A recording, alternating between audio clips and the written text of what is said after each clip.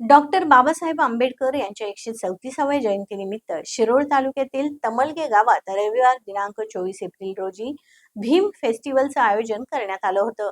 हा फेस्टिवल सायंकाळी 7 वाजता सुरू झाला. यावेळी विश्वनाथ मोहन कांबळे प्रस्तुत क्रांतीसूर्य बुद्ध भीमगीतांचा प्रबोधनात्मक कार्यक्रम आयोजित केला होता. दत्त सहकारी साखर कारखान्याचे चेअरमन गणपतराव पाटील हे या कार्यक्रमाचे अध्यक्ष होते. तसेच कार्यक्रमाचे प्रमुख पाहुणे म्हणून आमदार डॉक्टर अशोकराव माने उपस्थित होते. शिवसेना युवा सेना जिल्हा प्रमुख राकेश सुधाकर खोंद्रे यांची प्रमुख उपस्थिती होती. हा कार्यक्रम व्यवस्थित पार पाडण्यासाठी मेजर तानाजी कांबळे, शरद कांबळे, मधुकर कांबळे, संतोष मारुती कांबळे, अजित नेमो कांबळे यांचं मार्गदर्शन लाभलं.